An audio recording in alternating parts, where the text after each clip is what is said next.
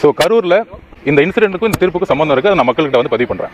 இந்த இன்சிடென்ட்டுக்கும் இந்த தீர்ப்புக்கு சம்மந்தம் இருக்குது, அதை நான் மக்கள்கிட்ட வந்து பதிவு பண்ணுறேன். கரூரில் போலீஸ் காவல்துறை தான், கரூர் காவல்துறை தான் எங்களை வந்து வரவேற்றாங்க. இது எந்த மாவட்டத்திலையும் நடக்கலை. அவங்க தான் வந்து வரவேற்றாங்க.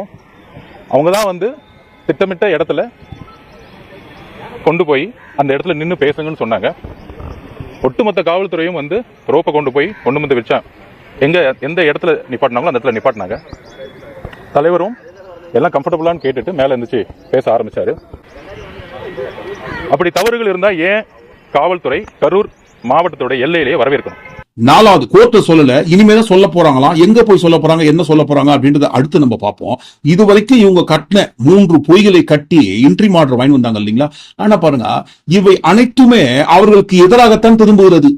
கிடைத்திருக்கும் அனைத்து ஆதாரங்களும் சாட்சியங்களின் மூலமாக. ஃபர்ஸ்ட் போலீஸ் தான் எங்களை கூட்டிட்டு வந்தாங்க, கொண்டு வந்து நிக்க வச்சாங்க. அவங்க நிக்க வச்ச இடத்துல நாங்க நிறுத்தணும்னு சொன்னாங்க இல்லைங்களா? அதை நம்ம தெரிஞ்சுக்கணும்னு சொன்னா இந்த வீடியோ பார்க்கணும்.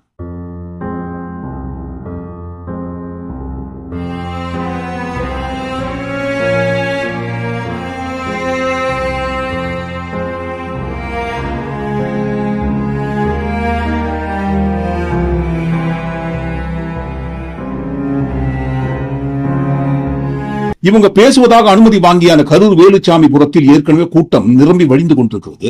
அது போதாதுன்ட்டு விஜய் கூடவே பாருங்க எக்கச்சக்கமான ஏராளமான கூட்டத்தை கூட்டிட்டு வந்து நிற்காரு. அப்படி அந்த வேலுச்சாமிபுரத்துல என்ட்ரி ஆன உடனேயே அந்த இடத்துல பாருங்க காவல்துறை அதிகாரிகளால் நிறுத்தப்படுகிறது வாகனங்கள் அனைத்தும். வந்து கொண்டிருந்த விஜய் வாகனம் உட்பட அனைத்தும் நின்று விட்டதே என்பதை அந்த வண்டியோடவே வந்தவர்கள் அனைவரும் திரும்பி பார்க்கறாங்க. பாருங்க, திரும்பி பார்க்கறாங்க. காவல்துறை அதிகாரிகள் பேசிட்டு இருக்காங்க. இந்த இடத்துல இருந்துதான் இந்த வழக்கோட விசாரணை, நேர்மையான அதிகாரிகள் ஒருவேளை விசாரிக்கிற பட்சத்துல இந்த இடத்துல இருந்துதான் அந்த வழக்கோட விசாரணையே ஆரம்பிக்கணும். என்ன பாருங்க, கரூர் வேலுச்சாமிபுரத்தில் விஜய் வருகைக்காக எக்கச்சக்கமான கூட்டம் பல மணி நேரங்களாக காத்துக் கொண்டிருக்கிறார்கள். ஆனால் பல மணி நேரங்கள் காத்துக் கொண்டிருந்தாலும் அங்கு கூட்டம் நெரிசல் ஏற்படவில்லை. தண்ணி இல்ல, சாப்பாடு பிரச்சனை இல்ல, கழிப்பறை வசதி இல்ல அப்படின்ற ஒரு பிரச்சனை தான் அங்க போயிட்டு இருக்கே தவிர, ஆனால் அந்த இடத்தில் பல மணி நேரங்களாக கூட்டம் கூடியிருந்த போதிலும் நெரிசல் ஏற்படவில்லை. விஜய் வாகனம் உள்ள வந்ததற்கு பிறகுதான் அங்கு நெரிசல் ஏற்படுகிறது என்பதுதான் மேஜரான பாயிண்ட்.